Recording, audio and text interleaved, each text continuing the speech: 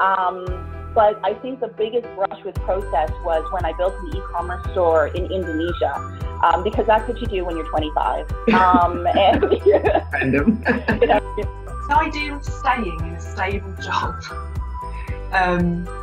scared me more than leaving. It took me a very long time to get my name out in the I mean, well, comparatively much longer because I've just been here for 19 months. Well, I was going to say, you've only been here for 19 months, but not that very long. Hello and welcome back to another episode of She's the Boss, where I speak with phenomenal women in business from all different areas of the world. If you haven't already done so, please make sure you press that subscribe button so that you don't miss out on any of the exciting videos or interviews that I upload. Today, I'm joined by Lara Khalaf. She is the co-founder of Women's 5.0, got that bit right, and she's also a women development expert. Lara, thank you so much for joining me today. Well, my pleasure, Daniela. I'm so excited. Let's see what's going to happen in this conversation. So tell us a bit more about what you do with women's development and also about Women 5.0. Sounds really exciting. Yes. Thank you. So what I do with from a Women's 5.0 perspective is the three of us who have co-founded this beautiful platform. And each of us specialize on one topic. One of us specializes on peace, beauty, and possibility. So it's all about how to bring more peace, beauty, and possibility into somebody else's life to raise consciousness. So that is from that perspective, the Woman 5.0. Now, my other business, which is the women's development programs and the workshops that I run, I have an obsession, Daniela, with ladies to qualify as people leaders. Because what I have found is one thing is to lead oneself, another super different thing is to lead others. And what I found is that sometimes ladies don't have the skills in order to lead other people in their teams, in their businesses. So this is my obsession. Mm-hmm. And tell us a bit about your journey. So where I hear that you obviously have an accent, where do you originate from? Where are you placed? And how did you get into women's leadership? Yes. Thank you. So I was born in Syria, and I lived in Syria up to the age of 15 or so until my family decided to move to Spain. My mother is Spanish, and I lived in Spain up to the age of 25 or so until I decided to come to the UK. Now, my background has been, it's a comfortable background in terms of, I didn't come to the UK because I needed to find a job, because the situation in Madrid, where my family is not good enough. In fact, it was brilliant. But I felt that I needed an adventure, and I felt that I needed to make things happen for myself. Now, we had already immigrated once from Syria to Spain, and I had certain challenges with any situation like that or any decision like that. But then my challenge in the UK when I moved here is I didn't know anybody. I had very little funds. I wanted to do it by myself. So I wanted to be proud that I could make it on my own. But my biggest challenge is that I didn't speak the language. So I knew how to say a few words in English. I always crack the same jokes. So please, if you heard it before, I'm gonna say it again. So I knew how to say hello, how are you? But I also knew how to say I love you. And I still have the hope to use it, Daniela. I still have the hope to use it. So those are my keywords. So I started working in a fish and chips restaurant in Brighton. Mm-hmm. And in hospitality, hotels, wherever I could, basically to earn the cash and make a living, until I started working in the city, and what I considered to be a proper job, where I could finally wear a suit. I could finally afford to take the bus to get to work, because I used to walk everywhere. And from there, it's a history. I was promoted several times. Then the operations director of the organization I used to work for, he said to me one time, I'm leaving, and I want you to consider to apply for the job. And I was like, is this man crazy? Doesn't he realize that, it doesn't work here like this? But that's what happened. I I applied for the job and I got the opportunity. And this is when my people leadership experience in the UK commenced, although I already had a large number of years of experience people leading back home in Spain. And that's how I spent my time over the past 10 years in London, working with big operations, leading teams, and together making some beautiful magic for our customers. And Daniela, sometimes things happen, right? When you know in your heart that you got to change, you got to move, and you got to make some decisions. And that's why 3 years ago I said, enough of people leadership. There's something else that is calling me here. And that's when I left people leadership and I embraced this new vocation, which is, the coaching vocation. And that's what I've been dedicating my life, for the past 3 years to the development of others. And it was very interesting because yesterday I posted something on LinkedIn and I said that, it's International Coaching Week this week. So, I've been posting every day. And one of the things that I said is actually we don't start from scratch, right? Even though it's 3 years I've been in business, as from a coaching perspective, but I have 20 years of experience people leading, right? So let's not forget that. So what was there a pivotal thing that happened that made you say, actually, I'm going to go and do this? Or was it something that was kind of slow burning, that just then eventually led for you to start on your own? A great question. Do you know, I think it's evolution. It's evolution, and I was obviously preparing myself for this all my life. Because did I want to become a people leader? My answer is no. I only did it because that's what you're supposed to be doing. If you want to go up the career ladder, this is what you're supposed to be doing, right? You've got to manage team. The bigger the team, the more successful you are, the more responsibilities you have. So I've never had the desire or the dream to say I'm going to become a manager one day or a leader. No. It's in fact, I was only pushing myself to make my dad feel proud and my parents feel proud. So may I say that is the reason that I was pushing myself from that perspective.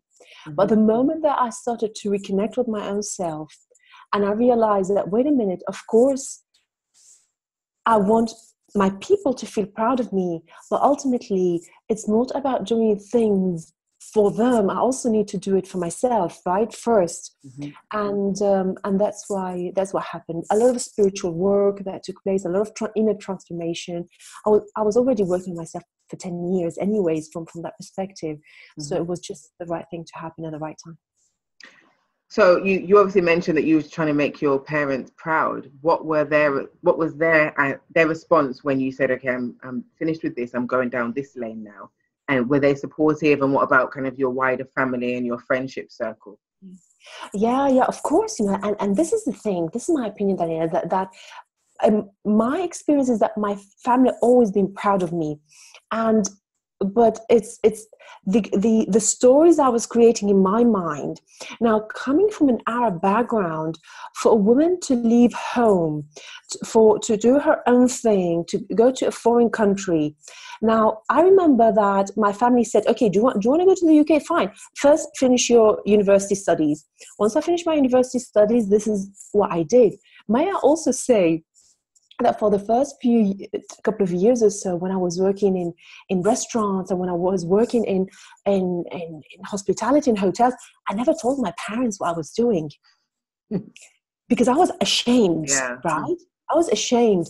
And especially, my dad coming from a medical background, he's a surgeon, he's got his businesses. So again, I learned a while ago that the ego gets formed by what I do for a living, what I have, what other people think of me, right? So I was growing up with that mentality because of my education influences, cultural influences, wider family influences. But my parents never told me anything, right? But it was me that was making up all those stories in my mind. And it wasn't until I became the head of operations that I finally felt proud to say, my dad, this is what I'm doing for a living now. Then I didn't. I just kept it quiet. Yeah. So they were very supportive. Yeah, of course. And my dad being in business, it just, it was, it made perfect sense for him to see me succeed from that perspective. So interesting what you said about the ego, because it's true. It's so true. I remember when I sold my business when I had my daughter. And one of the main things that really stressed me out was, what are people going to think? They're going to think that I failed and now I'm a failure. And that means I'm a failure because everyone's going to think that I'm a failure. And it's true, really. Actually, you don't know what people are thinking. And if you never have that conversation, you never know. And it is a lot of kind of self-talk and what you tell yourself as opposed to actual fact or reality. In terms of once you then kind of started and embarked on this journey, what would you say were some of the biggest hurdles that you had to overcome in order to kind of gain a reputation for doing myself? Okay. Myself, clearly myself. And that is because, number one, the mindset, although again, fourth generation of entrepreneurs in the family, it's in my blood, right? It's like I've always been in business because of my dad. I've seen the good, not so good, the ugly, the beautiful, and the awful of everything in business. So, we saw the cash and we didn't see the cash. That's part of the business. But transitioning from an employee mindset to entrepreneur's mindset, that was work that I needed to do, number one. Number two, all of a sudden I had this dozens, my last team leadership role, I had about 150 people that I was looking after. So from having a big team, I had my backstage support and I had this support and I had so many people around me. All of a sudden I was like, oh crap. It's like, oh, wait a minute. We can do things here. So I got to learn how to do things, right? And I was great at delegation, and all of a sudden I couldn't delegate anything to anybody. So, but to myself, it's coming back to me. And so that was that, going from the mindset from employee to entrepreneur, and having a team. And also, I've always worked with massive organizations, big brands in corporate and really big names. And of course, all of a sudden it's like, oh, wait a minute. Who am I behind here? Only me, right? And it took me a little while to believe, re-believe is not believe, re-believe, and re-trust myself to say, of course you could do this. You've done it so many times. You've done it for others for a reason. Now it's time to do it for a greater purpose. What would you say is the wisest decision you made in the first 12 months? The wisest decision, it's working on my spirituality. And it wasn't a decision as to, I'm going to make a decision now to work on that. It was a series of events that happened throughout a very short space of time, where when I ask myself the question, where is my responsibility here? Because it would have been very easy to say, I blame this person and that person and that person. But when I asked myself, where's my responsibility in all this? And the answer came up. This is when I said, wow, this is serious business here. So again, working on myself, that was the wisest thing. Yeah. Getting your first client, what process did you follow in order to kind of establish yourself as a brand and as an expert in the industry to then actually go out and get someone to pay you for it? What was the kind of step-by-step process that you followed? Oh, I would love to. Yeah, my first client, it was, who was it? It was an ex-team member who or heard through somebody else I was doing thing, and that's how she got in touch and I started working with her, and of course I felt amazing back then, but because one thing as well from the coaching perspective, when I left my team leadership role, I was working as a in-house coach as well for an organization. So I was doing that and building myself as a coach and building myself as a leadership trainer for some time while I was growing my business in the same time. So I was doing these two things, but yeah, I remember it wasn't a process where it was the right person in this case hearing about it. So it's interesting you said that, because I know some people really think that they have to stop everything and focus just on the business, and a lot of the time it's not practical because bills still need to be paid. And actually, if you're moving into a different space, sometimes it's useful to gain additional experience through paid work, whether that be under a contract or a fixed term position. But one of the things that is challenging with that, because it's something that I've done, is juggling and managing time. How have you managed to make sure that you were still able to deliver in the paid role that you was doing, whilst also being committed to growing and building your business? Yes. In fact, I've always been an advocate of, it's not about learning how to manage time. I don't know if we could manage time, or we could manage is everything that we do within that time frame. So I already had, again, a number of years of experience of running big operations, and being in the shop front with clients. That requires a lot of flexibility, because sincerely you don't know what's going to happen in the next 5 minutes, right? Where you still have the team's leadership and operations, where still have everything else that's running in the background. So I always, for every role that I had in the past, one thing that I had to master and remaster and reshuffle and refine, it was the systems that I had in order for me to make the most out of my time. So for me, it was, in fact, one of the simplest things, because I already had the mindset of creating systems for me.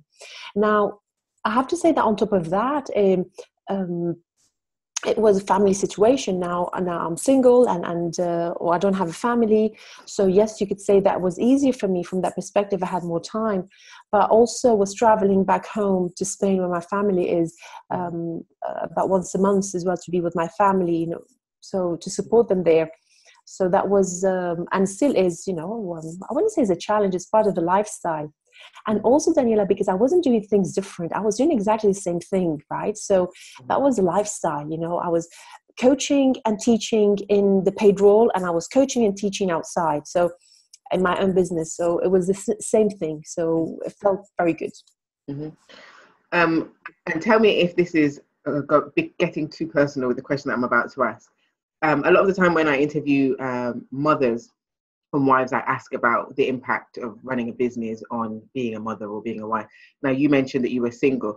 Do you think that doing what you've done has impacted you being single, I guess is the question? Because I've spoken to women who are single and started business and say, actually, I don't have time to find a partner. It's not something I'm interested in. I'm married to my business. Is that something that you would say applies to you? No, absolutely not. No, I think absolutely not.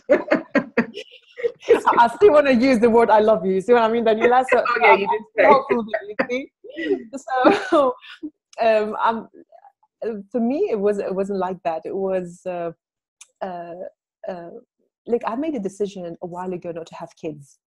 And the moment that I made that decision, it was very empowering for me to say, okay, this is it.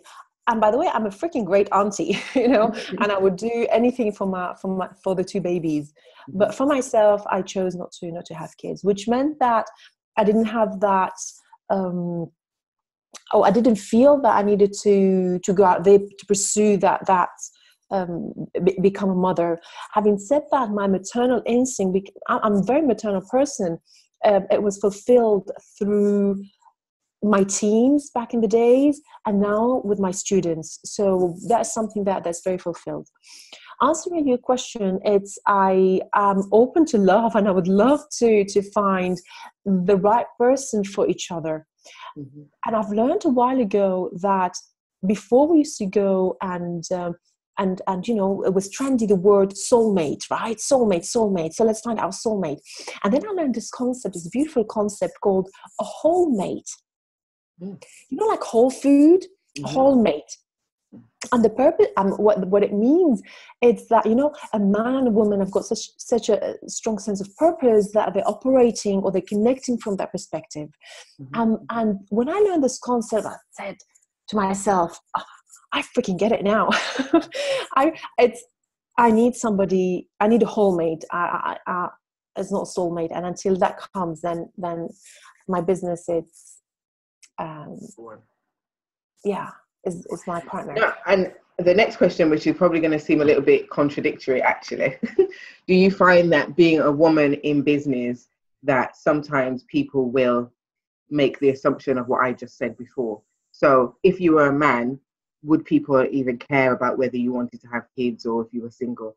Do you find that there's more pressure as a woman in business to kind of be seen as the doing it all? You should have your business, but you also should be married and you also should have kids. And have you found that anyone's ever, especially men, anyone ever treated you differently because of that? No, I have to say that I've never felt treated any differently because I was a woman or because I chose not to have kids or whatever reasons. And the reason being is because I never saw it that like that. You know, I wasn't in the mindset where, this didn't happen. Is it because I'm a woman? Or I didn't get that position? Is it because I'm a foreigner, right? So I never felt like that. And that doesn't mean that it didn't happen. But I don't know. I wasn't consciously aware or consciously looking for it as such. So the answer to that, it's I actually, in fact, let me tell you something. A while ago, maybe about a year ago now, I met with an old client, and I remember him saying, "Oh, Lara, you know, I see all the things that you're doing, and it must have been very challenging for you, you know, not being a foreigner and a woman." And I remember saying to him, "Well, actually, I didn't realize." Yeah, no, it's true. Right? Yeah, and it's that thing is, if you don't focus on it, then it's not important. Exactly. It's when you focus on it that you then start to. It's like that thing they say: if you decide that you like a car, everywhere you go, you'll see that exact same car. And I guess the same principle applies. Interesting. Exactly. So with Women 5.0, you said that you're doing that with 2 other ladies. How have you managed? So when I started my first business, I started it with 3 other ladies, and not because they were ladies, just because I think sometimes dynamics are wrong. It didn't work out. How have you guys been able to kind of manage the relationships to make sure that everybody feels equally heard, everybody's opinions are valued, and that there isn't any sort of like headbutting amongst the 3 of you? Yes. In fact, the way that this beautiful partnership happened together, it's because the 3 of us felt so deeply spiritually connected to one another that we call each other sisters, and we truly mean it, because that's how we feel about each other. And on top of that, we have the challenge that one is I'm based in the UK. We have Gemma is based in Spain, and Linda is based in California. So then we have this thing going on there. So it's true that it's still a small business, that we've grown it. It's still a startup stage. And although we've done some work already, we have our beautiful clients, and we've run some events. We're still working on it. And this is the truth of it. But the bond that we have, it's so beyond business bond that if for whatever reason one of us feels that, you know, I'm having a crap day, or I'm having a crap week, or I'm having a crap month, you know, whatever, because all of us have got our own businesses and this is our thing getting together, then we have the space to open up, because the 3 of us are very conscious people from that perspective. So we're going back into women's development. What are some of the kind of key issues that you think are impacting women's development today? Maybe 1 or 2 of the kind of key things that always come out with the clients that you work with. Yeah, absolutely. Boundaries, one. Is a big one. Boundaries. Not knowing how to say no. Not knowing how to say yes. And confidence. Yeah. And that's a big one. And how do you think, well, not even how, what do you think women collectively can do to support each other in becoming more confident, and being able to set boundaries? Because they always say that the greatest support of women is other women. Is there anything that you would suggest to a woman for them to be able to do to support the women leaders in their life so that they are more confident and are able to set boundaries?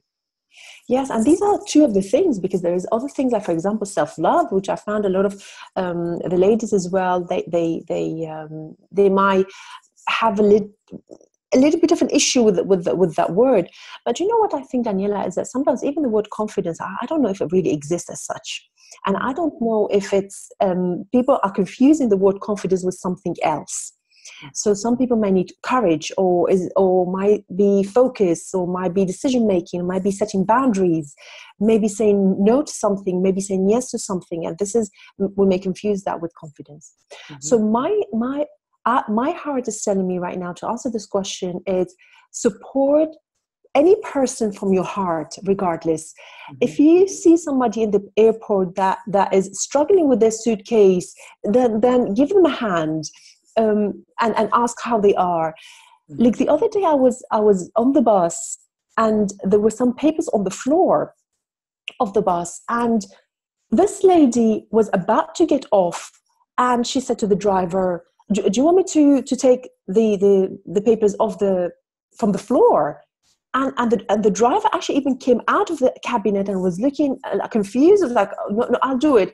And the woman said, no, that's fine, I'll do it. She took all the papers from the floor of the bus and put it in the bin outside. Now, she gave us, or at least to me, such a beautiful lesson to say, I don't have to wait, right? Let me take my own leadership here and do something about it. So being available, that is something else. Is doing things from your heart, is realizing sincerely that, this old myth, and I say it's an old myth, that women tear each other down.